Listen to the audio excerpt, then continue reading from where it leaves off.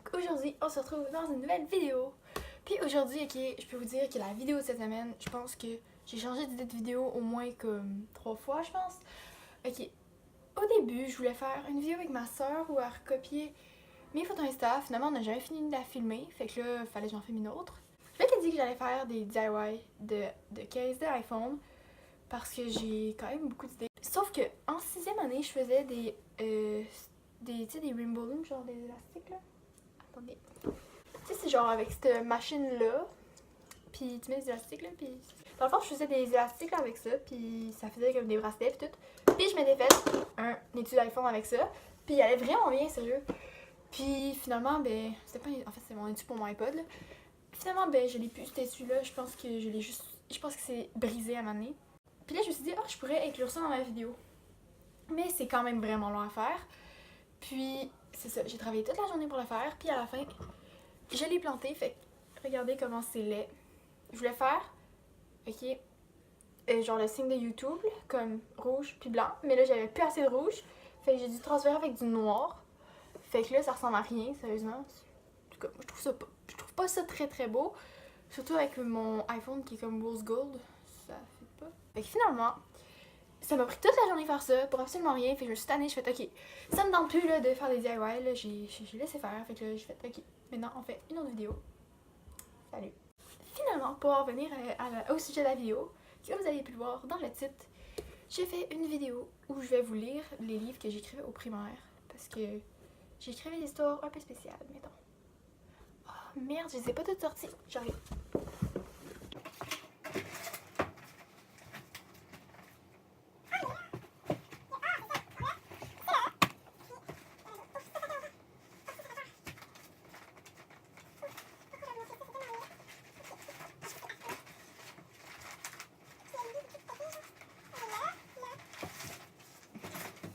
Ok, je sais comme pas trop encore lesquels que je vais vous montrer, mais je pense que je vais essayer de vous en montrer de comme toutes les sortes là, parce que j'en ai fait plein. Il y en a, je pense qu'il y en a une vingtaine, là, fait que je vais pas toutes vous les montrer. Donc le premier que je vais vous montrer, je pense que je vais vous montrer le premier que j'ai écrit quand j'avais 5 ans, mais je pense qu'il est un peu long. Ouais. Non, il est trop long, mais je vais juste vous expliquer un peu c'est quoi. Okay, j'avais 5 ans, puis ça c'est la couverture qui s'est arrachée. Ça s'appelle Petit Dragon et la Princesse Estelle. Il y a même pas de titre, genre. Puis ça, c'est ma mère qui l'a fait, le dragon. Puis j'ai colorié, bien sûr. C'est pour ça que c'est aussi laid. Ben, j'avais 5 ans, faut dire. Puis Estelle, c'est le nom à ma soeur. Tu sais, j'avais vraiment d'originalité. Ok. Regardez comment c'est beau. Sérieusement, je trouve que c'est un des plus beaux dessins que j'ai fait de ma vie. On s'entend? C'est beau. Oh, regardez, une citrouille. Ouf, ça c'est laid. Ok, là, faut que je vous montre celui-là. Je pense qu'il est pas long. Ah, c'est quand même long. Ben, c'est pas grave. Je vais vous laisser là parce qu'il est vraiment drôle, je m'en souviens. C'est le prince Edmond et la princesse Estelle. Edmond, c'est mon frère. Estelle, c'est ma soeur. Fait que, tu sais, j'avais beaucoup d'originalité dans les noms de mes personnages. Donc, voilà. Je pense que c'est toute moi qui ai fait la couverture, celle-là. Puis je devais être en première année, maximum. Première année, je pense. Ok. Il était une fois une princesse appelée Estelle. Voici Estelle. Wow, elle a quand même un cœur autour d'elle. Elle avait une amie princesse appelée Emma. Voici Emma. Toute la différence là, de beauté des personnages, c'est fou. Il était une fois un prince appelé Edmond. Il habite dans un château de glace. Un jour, la princesse Estelle marche près du château. Elle voit Edmond qui parle avec Emma. Estelle décide d'aller voir Emma. Elle lui demande si elle veut aller chez elle. Emma répond qu'elle veut se marier avec Edmond et qu'elle veut rester au château d'Edmond. Ok. Bonjour, c'est moi Edmond. Nice, nice, nice. Ok. Quand Estelle entend ces mots, elle demande à Edmond si elle peut se marier avec lui. Tu sais, genre les deux filles, c'est des meilleures amies, ok? Edmond dit qu'il voudrait se marier avec elle et avec Emma. Mais il peut pas. Oui, oui, oui. Toi, tu vas marier avec les deux filles en même temps. T'es pas capable de décider. Alors, Estelle, c'est que...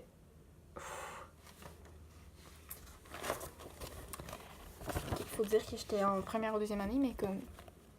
Ça, c'est mon C pour savoir. Estelle sait qu'Edmond ne se mariera pas avec elle parce qu'elle est une princesse servante et elle est laide. Comme si ça existait une princesse servante. Emma, elle est super belle. Alors Estelle sait qu'Edmond va se marier avec Emma. Estelle décide d'aller à son vieux château où elle habitait avant. Nice. Arrivée à son château, Estelle va se mettre une robe de bal parce que les princes organisent un bal pour savoir avec quelle princesse il va se marier. Ok. Faux. Ok, ça c'est Estelle avant de se mettre en robe, là.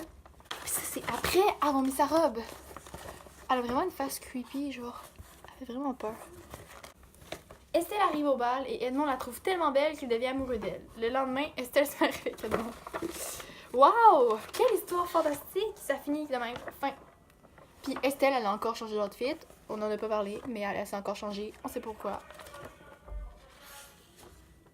Oups, il y a du bruit en bas. Je suis vraiment désolée.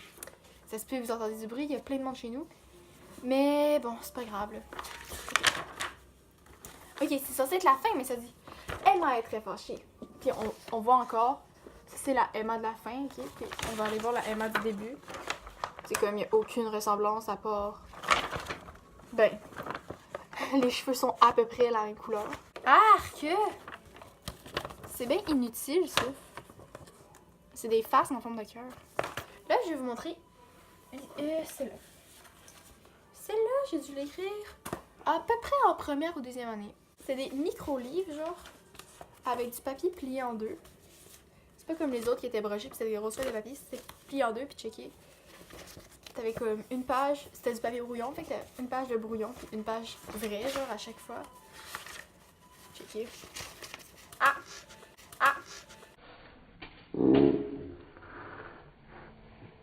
La fille Estelle a peur du noir. Je pense que j'aimais vraiment ça, appeler les personnages Estelle, là. Ils s'appellent tous Estelle dans tous mes livres. Ok. Il était une fois une fille appelée Estelle. Elle avait peur du noir. Estelle a 5 ans, donc elle va à l'école. En revenant d'école, Estelle voit une lampe de poche. Elle s'ouvre et se ferme. Non! Une lampe de poche qui s'ouvre puis qui se ferme! Hey, c'est magique. Alors Estelle a peur et tout à coup elle se réveille. Elle a fait un cauchemar. Maintenant, elle a peur du noir et il fait noir. Elle s'est réveillée puis pouf! Oh, tout à coup! Elle avait une lampe de poche dans son rêve, là, puis tout à coup, elle a peur du noir. Waouh! Tout à coup, lol. Il y a de la musique en arrière, je sais pas si vous l'entendez. Mais ouais, j'ai déjà, tu sais, une musique de background pour mes vidéos, là, mais pas besoin d'en rajouter. Elle doit se rendormir, mais elle a trop peur du noir. Alors, elle décide de compter les moutons. Tu sais, compter les moutons, là? Ouais. Alors, elle décide de compter les moutons, mais ils bougent partout. Moi, j'imagine juste la fille dans son lit, puis des moutons qui sautent par-dessus elle, là, puis elle est en train de les compter, là. Elle décide d'aller chercher une lampe de poche, mais il est minuit et il fait très noir, alors elle pleure. Okay. Sa maman vient la voir. Elle lui demande pourquoi elle pleure. Oh, il n'y a même pas de point, là. Ça fait... Ok. Je vais vous lire la phrase au complet. Elle lui demande pourquoi elle pleure. Estelle lui dit que c'est parce qu'elle a peur du noir et qu'elle ne peut pas aller chercher une lampe de poche. Je pense qu'il manque de ponctuation, là.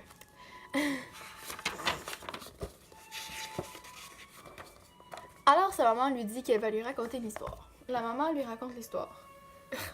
Inutile comme phrase. Il était une fois un monstre. À ce moment-là, Estelle s'endort. Alors la maman va se coucher. Bonne nuit Estelle. C'est la fin de l'histoire. L'histoire de la gribule. J'étais vraiment pas motivée pour les images. Fait que je prenais des images sur internet puis je faisais des genres de montage dans Word. En tout cas, c'était vraiment laid. Il était une fois une gribule. Elle est née dans la montagne près du village de Toc Toc Toc. Wow! L'histoire commence quand la gribule habite à Toc Toc Toc. Ben oui, on vient de le dire. Les habitants de Toc Toc Toc, Alia, Louis, Kao et Zalaï, sont les amis de la gribule. Ce jour-là, la gribule avait volé les chaussettes de Monsieur Crackpot. Oh non! Comme c'est triste! Monsieur Crackpot, le postier du village, avait préparé un piège pour la gribule. Il voulait s'en débarrasser à tout jamais.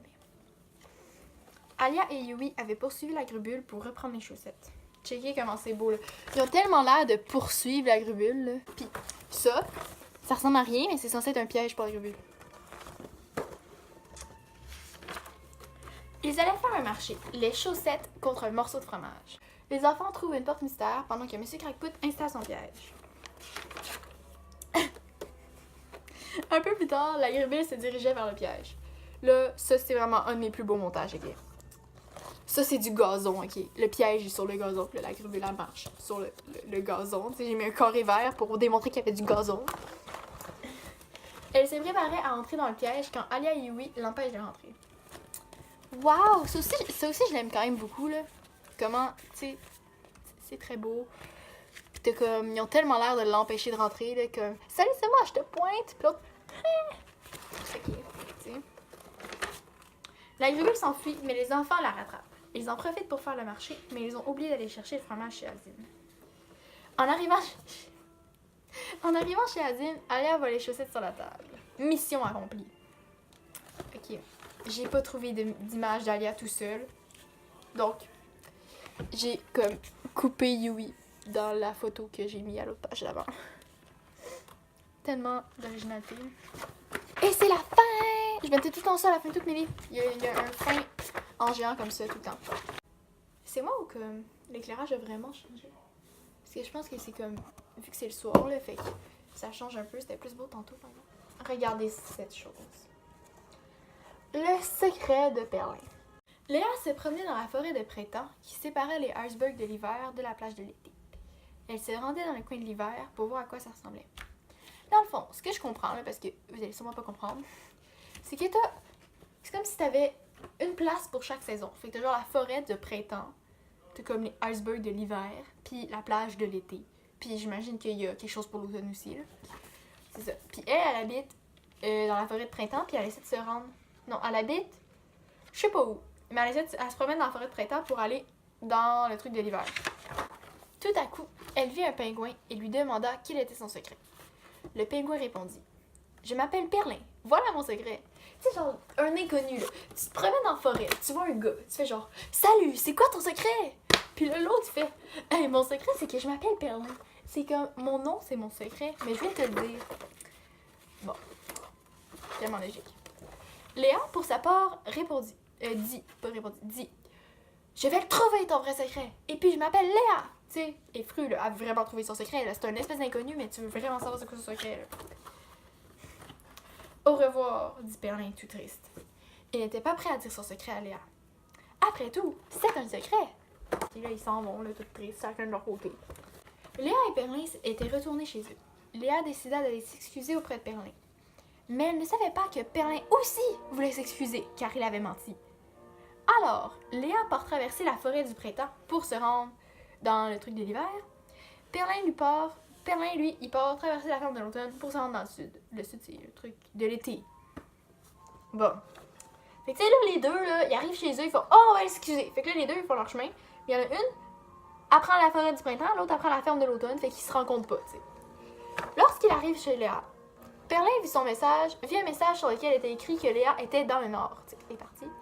Alors, il se remit en route. Et il ne savait pas qu'il était arrivé les mêmes choses à Léa. Mais elle avait décidé de rester dans le nord. Dans le fond, là, Léa est arrivée chez Perlin, elle fait « Oh non, il est parti dans le sud! » Mais elle fait « Je vais l'attendre ici. » Perlin, lui, il est arrivé dans le sud, il est allé chez Léa, il a fait « Hey, y'a donc, Léa est dans le nord, je vais aller la chercher. » Puis tu sais, c'est des inconnus, ils sont croisés dans la forêt, mais ils savent où les autres habitent. C'est tellement logique. Alors Léa et les Perlins s'excusent et réalisent qu'ils ont le même secret. Attention, roulement de tambour. Leur secret, là, c'est qu'ils ont une famille. Finalement, ils deviennent les meilleurs amis du monde. Fait que dans le fond, là, le but de l'histoire, c'est juste de trouver le foutu secret, ok? Puis le secret, c'est qu'ils ont une famille. Tellement décevant, là. Comme si c'était un secret, genre. J'ai une famille. Ok, la majorité du monde a une famille, là. C'est ça. Puis finalement, ben, ils se disent leur secret, puis ils deviennent de full bons amis, puis là, on voit toute leur famille. Waouh! Quelle histoire passionnante. La dédicace du détracteur. Texte et images, Emma Saint-Laurent et Jeanne Saint-Laurent. Il était une fois des tracteurs. Un jour, quand les tracteurs jouaient à la balle frappa la ferme. C'est parce que des tracteurs, ça joue à la balle, tu sais. Puis là, comme ça. Là, la balle, elle a frappé la ferme. Puis tu sais, la balle est vraiment grosse, là, comparé à la ferme, là. C'était des photos, encore une fois. La ferme se brisa. Oh là là! Vite, les tracteurs doivent réparer la ferme avant que les fermiers arrivent. Alors, 3 tracteurs commencèrent à réparer la ferme, bientôt suivis par les autres. Tu sais, c'est comme les 3 tracteurs qui réparent la ferme, t'as les 2 autres qui continuent à jouer à la balle, genre vraiment innocents.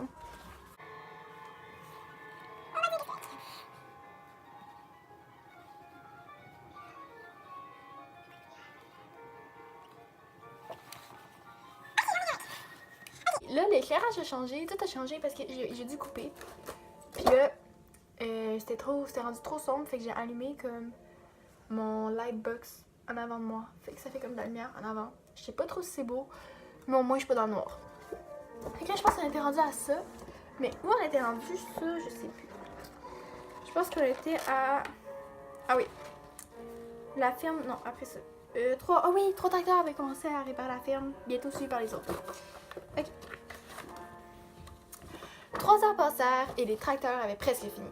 Mais les fermiers allaient arriver dans 10 minutes. Oh là là!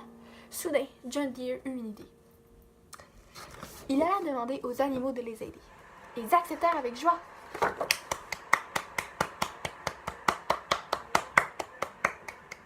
Excusez, je suis avec la musique. Il alla demander aux animaux de les aider. Ils acceptèrent avec joie. 9 minutes plus tard, les tracteurs et les animaux avaient fini. Les tracteurs arrivaient dans 10 minutes. Puis en 9 minutes, ils ont fini. C'est comme vraiment pile dessus, pile au bon moment. Les fermiers arrivèrent. Les tracteurs dirent merci aux animaux pour les avoir aidés. Et c'est la fin. Il est vraiment écrit petit, celui-là. Mais ouais, puis là, cette image-là, regardez comment c'est laid. J'avais comme mis le flash, puis on voit comme vraiment rien à part. Rien. Checkez ça, c'est la couverture, full beau. Puis comme ça. C'est quasiment comme le début de ma vidéo, puis la fin de la vidéo, là. Lol. Je vais vous lire les Joe. C'est le premier livre que j'ai écrit à l'ordi. C'était pour mon frère. Puis des livres de Joe, j'en ai fait comme 8. Ça, c'est le dernier. On voit comme l'évolution de l'autobus, comment il était laid au début, comparé à comme à la fin. Là. Il était une fois des Joe. Ils n'habitaient pas ensemble. Des Joe, là, c'est juste des travailleurs. Mais moi, j'appelais ça des Joe. Je sais pas pourquoi. Alors, ils prenaient l'autobus pour se rendre au travail. Un jour, quand les Joe peinturaient l'hôpital, Marc tomba du toit. L'ambulance arriva. Ok, il peinturait l'hôpital. Mais l'ambulance, fallait quand même qu'elle vienne le chercher à 2 pouces de l'hôpital. Et où la logique? Marc s'était cassé la jambe et il avait très très mal. Regardez comment mon hôpital il est laid. Genre, c'est un hôpital ouvert, genre. Ça, c'est le toit. Puis comme, il n'y a pas de mur, là. C'est un plancher. Le jaune, c'est tout un plancher aplati, genre, à l'intérieur. C'est vraiment affreux, mais il y a Marc qui tombe.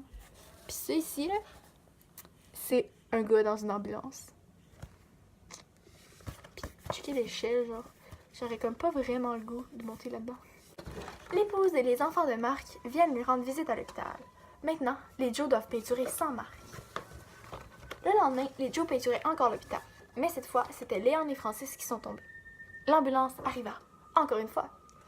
Les Joe qui étaient sur le toit se demandaient pourquoi les autres Joe étaient tombés. Alors, ils vérifièrent le toit. Tout à coup, Guillaume tomba du toit. Yves se précipita à l'endroit où Guillaume était tombé et il vit un trampoline. Là, je ne l'ai pas écrit dans mon livre, ok?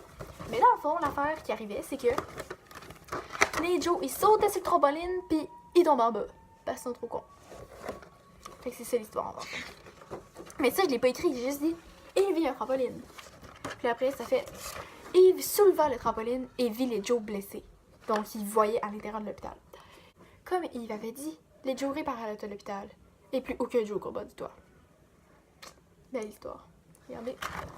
Regardez leur chapeau, là. C'est une casquette vraiment aussi longue que son corps.